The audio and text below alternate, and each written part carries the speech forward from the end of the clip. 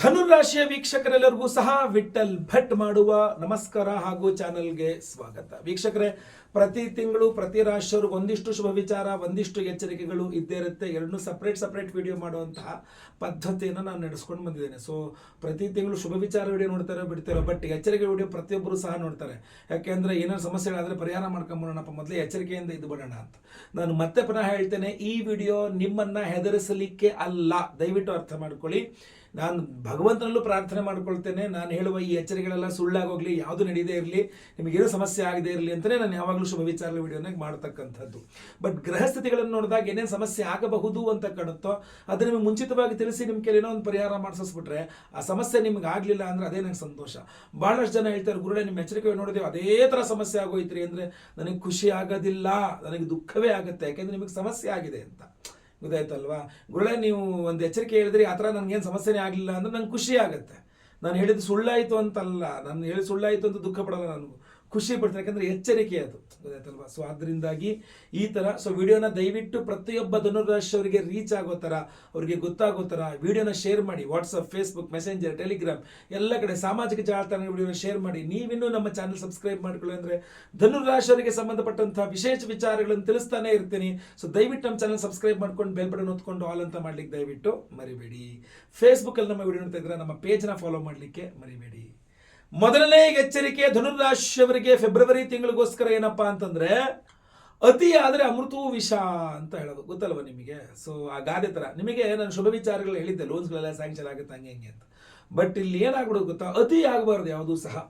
ಇಲ್ಲಿ ಏನು ಕಾಣ್ತಾ ಇದೆ, ಸಾಲಗಳು ಹಾಗೂ ಸಾಲಗಾರರ ಕಾಟ ಜಾಸ್ತಿ ಆಗ್ಬಿಡುತ್ತೆ ನಿಮಗೆ. ಸಾಲಗಳ ವಿಚಾರದಲ್ಲಿ ಏನಾಗ್ಬಿಡುತ್ತೆ ಗೊತ್ತಾ, ನನ್ನ ಜೀವನದ ನನ್ನ ಸ್ವ ಅನುಭವ ನಾನು ನಿಮಗೆ ಹೇಳ್ತೇನೆ.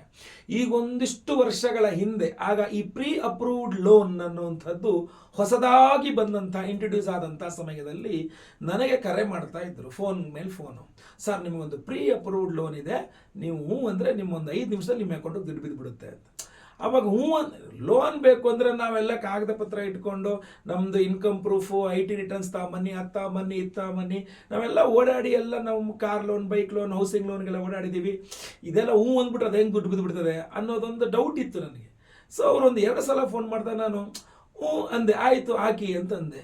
ರಪ್ ಅಂತ ಹಾಕ್ಬಿಟ್ರು, ಒಂದು 50,000 ರೂಪಾಯಿ ದುಡ್ಡು ಹಾಕ್ಬಿಟ್ರು. ನನಗೆ ಅವಾಗ ಅವಶ್ಯಕತೆ ಇರಲಿಲ್ಲ ದುಡ್ಡು.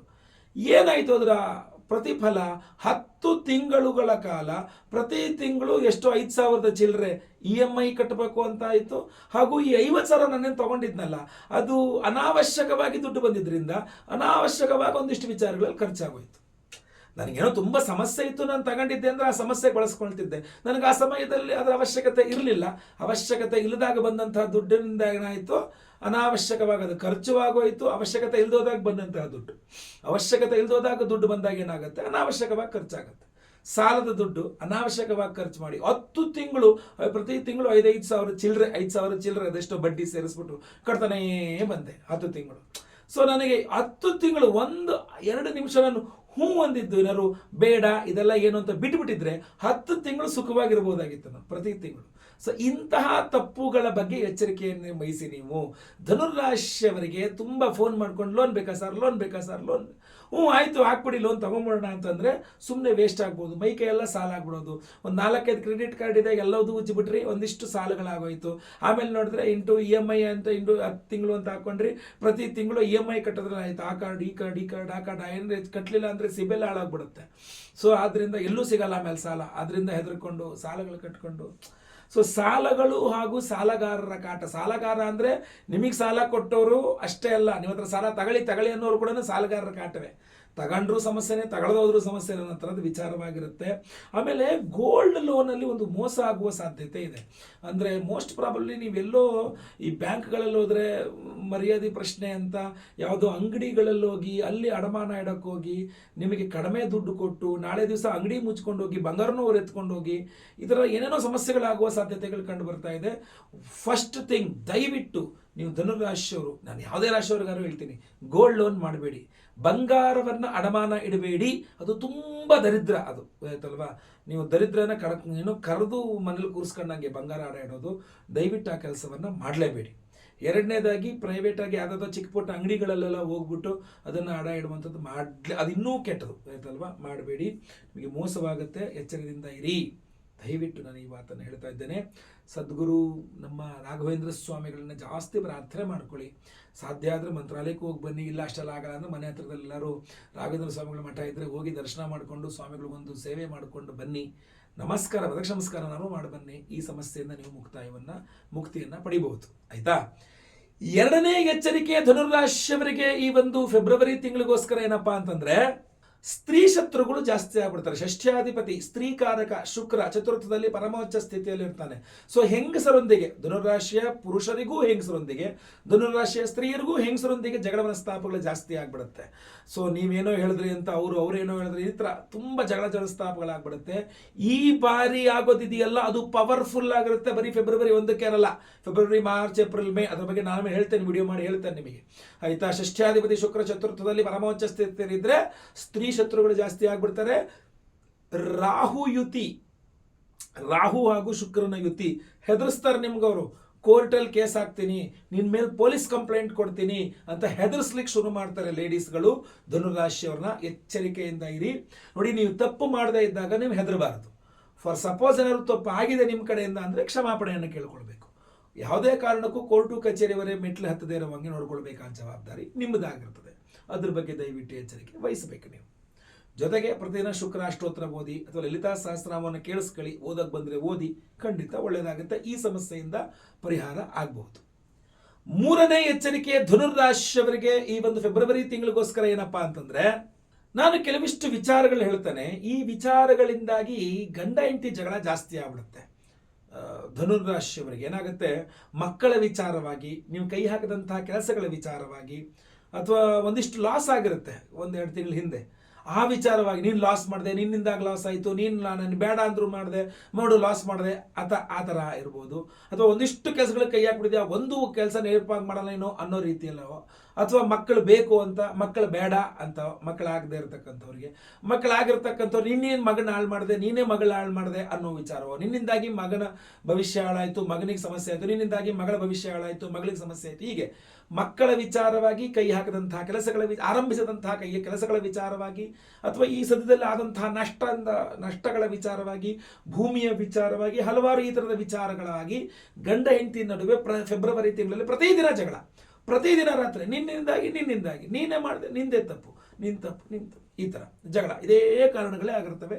ಸಾಧ್ಯತೆಗಳು ಜಾಸ್ತಿ ಇದೆ. ಅಷ್ಟೇ ಅಲ್ಲ, ಸ್ನೇಹಿತರ ನಡುವೆ, ಬಿಸ್ನೆಸ್ ಪಾರ್ಟ್ನರ್ಸ್ಗಳ ನಡುವೆ, ಅಥವಾ ನೀವು ಧನುರಾಶಿಯವರಾಗಿ ಟ್ರಾವೆಲ್ ಮಾಡಿದ್ರೆ, ಸುಮ್ಮನೆ ಹೋದಲ್ಲಿ ಹೊಸ ಜಾಗದಲ್ಲೆಲ್ಲ ಜಗಳ ಆಗ್ಬಿಡೋದು. ಯಾರೋ ಒಬ್ಬರು ಅವ್ರಿಗೆ ನಿಮಗೆ ಸಂಬಂಧನ, ನೀವು ಸುಮ್ಮನೆ ಟ್ರಾವೆಲ್ ಮಾಡಕ್ಕೆ ಬಂದರೆ ಅವರು ಸುಮ್ಮನೆ ಬಂದಿರ್ತಾರೆ, ಅಥವಾ ಲೋಕಲೇಟ್ ಆಗಿರ್ತಾರೆ, ಅವ್ರ ಹತ್ರ ಅವ್ರದ್ದು ಜಗಳ. ನೀವು ಸಾಮಾನ್ಯವಾಗಿ ಧನುರಾಶಿಯವ್ರು ಯಾರ ಹತ್ರ ಜಗಳ ಮಾಡೋಕೆ ಹೋಗಲ್ಲ, ಬಟ್ ಆ ಸಂದರ್ಭ ಜಗಳ ಮಾಡಿಸ್ಬಿಡುತ್ತಲ್ಲಿ, ಸುಮ್ಮನೆ ಜಗಳಗಳು, ಇವೆಲ್ಲ ಸಾಧ್ಯತೆ ಜಾಸ್ತಿ ಇದ್ದಾವೆ. ಸ್ವಲ್ಪ ಎಚ್ಚರಿಕೆಯಿಂದ ಇರಿ. ಸುಬ್ರಹ್ಮಣ್ಯನ ಪ್ರಾರ್ಥನೆ ಮಾಡ್ಕೊಳ್ಳಿ. ಮನೆ ಹತ್ರ ಸುಬ್ರಹ್ಮಣ್ಯನ ಟೆಂಪಲ್ ಇದ್ದರೆ, ದೇವಸ್ಥಾನ ಇದ್ದರೆ ಹೋಗ್ಬಿಟ್ಟು ಮಣ್ಣಿನ ಹಣತೆಯಲ್ಲಿ ತುಪ್ಪದ ದೀಪ ಹಚ್ಚಿಬಿಟ್ಟು ನಮಸ್ಕಾರ ಮಾಡ್ಕೊಂಬನ್ನಿ ಸುಬ್ರಹ್ಮಣ್ಯನಿಗೆ, ಖಂಡಿತವಾಗಿ ಒಳ್ಳೆಯದಾಗ್ತದೆ. ನಾಲ್ಕನೇ ಎಚ್ಚರಿಕೆ ಧನುರಾಶಿಯವರಿಗೆ ಈ ಒಂದು ಫೆಬ್ರವರಿ ತಿಂಗಳಿಗೋಸ್ಕರ ಏನಪ್ಪಾ ಅಂತಂದ್ರೆ, ನೀವು ಮಾಡದೇ ಇರತಕ್ಕಂಥ, ಅಂದ್ರೆ ನೀವು ಮಾಡಿಲ್ಲ ಆ ತಪ್ಪು, ನೀವು ಮಾಡದ ಒಂದು ತಪ್ಪು ಒಂದು ಅಪವಾದವಾಗಿ ನಿಮ್ಮ ತಲೆ ಮೇಲೆ ಬರುತ್ತೆ. ನೀನೇ ಮಾಡಿದೀಯಾ, ನಿಂದೇ ತಪ್ಪು, ನೀವೇ ಸರಿ ಇಲ್ಲ ಅನ್ನೋ ತರ ಒಂದು ಆಪಾದನೆ ನಿಮ್ಮ ತಲೆ ಮೇಲೆ ಹಾಕ್ಬಿಡೋದು. ನೀವು ಅದನ್ನು ಮಾಡಿಲ್ಲ, ಯಾವುದೋ ಒಂದು ವಸ್ತು ಕಳೆದೋಗಿದೆ, ನೀವೇನು ಕದ್ಕೊಂಡು ಹೋಗಿಲ್ಲ, ನೀನೇ ಕದ್ದಿದ್ಯಾ ಅನ್ಬಹುದು. ಯಾವುದೋ ಒಂದು ವಸ್ತು ಹಾಳಾಗಿದೆ, ನೀವೇನು ಹಾಳು ಮಾಡಿಲ್ಲ, ಬಟ್ ನೀನೇ ಹಾಳು ಮಾಡಿದ್ಯಾ ಅನ್ಬಹುದು. ಯಾರಿಗೋ ಒಬ್ಬರಿಗೆ ನಷ್ಟವಾಗಿದೆ, ನೀವೇನು ನಷ್ಟ ಮಾಡಿಲ್ಲ, ಬಟ್ ನಿಮ್ಮಿಂದಾಗಿ ನಷ್ಟ ಆಗಿದೆ ಅನ್ಬಹುದು. ನಿಮ್ಮಿಂದಾಗಿ ಅವ್ರಿಗೆ ಆರೋಗ್ಯ ಬಾಧೆ ಆಗಿದೆ, ನಿಮ್ಮಿಂದಾಗಿ ಅವ್ರಲ್ಲಿ ಜಗಳ ಆಗಿದೆ, ನಿಮ್ಮಿಂದಾಗಿ ಅವ್ರನ್ನ ಹಾಳಾಗೋದ್ರು. ಆಪಾದನೆ, ನೀವು ಸರಿ ಇಲ್ಲ, ನೀವು ಸರಿ ಇದ್ದ ತಾನೆಲ್ಲ ಅನ್ನೋ ಥರ ಒಂದು ಆಪಾದನೆ ನಿಮ್ಮ ತಲೆ ಮೇಲೆ, ಗೂಬೆ ಕೂರಿಸೋದು ಅಂತಾರಲ್ಲ, ನಿಮ್ಮ ತಲೆ ಮೇಲೆ ಗೂಬೆ ಕೂರಿಸ್ತಾರೆ. ಸೊ ನೀವು ಮಾಡದೇ ಇರುವ ಒಂದು ತಪ್ಪು, ಅಥವಾ ರೇರ್ ಕೇಸ್ಗಳಲ್ಲಿ ನೀವು ಈ ಹಿಂದೆಂದೋ ಮಾಡಿದಂತಹ ತಪ್ಪಾಗಿರ್ಬೋದು, ಈಗ ಫ್ರೆಶ್ ಆಗಿ ಮಾಡದೇ ಇರಬಹುದು. ರೇರೆಸ್ಟ್ ಕೇಸ್ಗಳಲ್ಲಿ ನೀವು ಈ ಹಿಂದೆಂದೋ ಮಾಡಿದ್ರಿ ಒಂದು ತಪ್ಪು, ಅದು ಮುಗಿದೋಯ್ತು, ಅದೆಲ್ಲ ಮುಗಿದ ಅಧ್ಯಾಯಗಳು ಅಂತ ಅನ್ಕೊಂಡ್ರಿ. ಬಟ್ ಈಗ ಹಳೆದೆಲ್ಲ ಕೆರೆದ್ಬಿಟ್ಟು ನೀನು ಸರಿ ಇಲ್ಲ, ನಿಮ್ಮಿಂದ ಅವಾಗ ಅಷ್ಟು ಮಾಡಿದ್ದೆ ಅಂದರೆ ಇವಾಗ ಇನ್ನೆಷ್ಟು ಮಾಡಿದ್ದು, ಈಗಲೂ ನೀನೇ ಏನೋ ಮಾಡಿರ್ತೀಯ, ಆ ಥರ ನೀವು ಎಷ್ಟೇ ಕ್ಲಾರಿಫಿಕೇಶನ್ ಕೊಟ್ಟು ನನ್ನ ತಪ್ಪಿಲ್ಲ ಇದರಲ್ಲಿ ಅಂತಂದ್ರು, ನೀನೇ ಅನ್ನೋ ಥರ ಆಪಾದನೆ ನಿಮ್ಮ ತಲೆ ಮೇಲೆ ಹಾಕಿದಾಗ ಬೇಜಾರಾಗುತ್ತೆ. ಎಲ್ಲರಿಗೂ ಬೇಜಾರಾಗುತ್ತೆ, ನಿಮಗೂ ಬೇಜಾರಾಗುತ್ತೆ, ದುಃಖ ಆಗುತ್ತೆ. ನನ್ನ ಅನಿಸಿಕೆ ಪ್ರಕಾರ ಮನೆ ಹತ್ರ ಎಲ್ಲರೂ ನಾಟಿ ಹಸು ಇದ್ದರೆ ಗೋಪೂಜೆಯನ್ನು ಮಾಡಿ ಮಾಡಿದರೆ ನಿಮ್ಮ ಒಂದು ಈ ಸಮಸ್ಯೆ ಪರಿಹಾರವಾಗುತ್ತೆ. ಹಾಗೂ ಹಸು ಕಾಲು ಕೆಳಗಡೆ ನುಗ್ತಕ್ಕಂಥದ್ದು ಇದೆಲ್ಲ ಗೋಪೂಜೆಯನ್ನು ಮಾಡಿ ಹಸು ಕಾಲಿಗೆ ನಮಸ್ಕಾರ ಮಾಡಿ ಈ ಕಡೆಯಿಂದ ಆ ಕಡೆ, ಈ ಕಡೆಯಿಂದ ಒಳಗೋಗಿ ಆ ಕಡೆಯಿಂದ ಹೊರಗೆ ಬರ್ತಕ್ಕಂಥದ್ದು ಒಂದು 3 ಬಾರಿ ಹಸು ಒದ್ಬಿಟ್ಟದ ಆಮೇಲೆ ಹುಷಾರಾಗಿ ಮಾಡಿ. ಕೆಲವು ಹಸುಗಳು ಒದ್ಬಿಡ್ತವೆ ಆಮೇಲೆ. ನೀವು ಮಾಡೋಕೆ ಹೋಗಿ ಒದ್ಬಿಡ್ತು ಹಸು ಅಂತ ಅನ್ನಕೋಬೇಡಿ. ಶಾಂತವಾದ ಹಸುಗಳಿದ್ದರೆ ನಾಟಿ ಹಸುನೇ ಆಗಬೇಕು ಸಾಮಾನ್ಯವಾಗಿ. ಅಥವಾ ಮನೆ ಹತ್ರದಲ್ಲಿ ಹೋಗಿಲ್ಲ ಅಂದರೂ ಪರವಾಗಿಲ್ಲ, ಮನೆ ಹತ್ರದಲ್ಲಿ ನಾಟಿ ಹಸು ಇದ್ದರೆ ಅದಕ್ಕೊಂದು ಏನಾದ್ರು ಬಾಳೆಹಣ್ಣು ಅಥವಾ ಅಕ್ಕಿ ಬೆಲ್ಲ ಈ ಥರ ಏನಾದ್ರು ತಿನ್ನಿಸ್ಬಿಟ್ಟು ಅದಕ್ಕೊಂದು ಕಾಲಿಗೆ ಅರ್ಶಿನ ಕುಂಕುಮ ಹಚ್ಚಿ ಬಾಲದ ಹತ್ರ ಅರ್ಶಿನ ಕುಂಕುಮ ಹಚ್ಚಬೇಕು. ಸಗಣಿ ಬರುವ ಜಾಗಕ್ಕೆ, ಅದೇ ನಮಗೆ ಮುಖ್ಯ ಪ್ರಮುಖವಾದ ಜಾಗ. ಆ ಜಾಗಕ್ಕೆ ನಾವು ಹಸುವಿಗೆ ಮುಖದ ಪೂಜೆ ಅಲ್ಲ, ಬಾಲದ ಹತ್ರ ಪೂಜೆ ಮಾಡಬೇಕು. ಬಾಲದ ಬುಡದಲ್ಲಿ ಹಸುವಿಗೆ ಹಿಂದ್ಗಡೆನೆ ಪೂಜೆ ಮಾಡುವಂಥದ್ದು ಅದೇ ಶ್ರೇಷ್ಠ. ಸೊ ಹಸುವಿನ ಗೋಪೂಜೆ ಮಾಡೋದ್ರಿಂದನೂ ಈ ಒಂದು ಸಮಸ್ಯೆ ನಿಮಗೆ ಪರಿಹಾರವಾಗುವ ಸಾಧ್ಯತೆ ಜಾಸ್ತಿ ಇದೆ.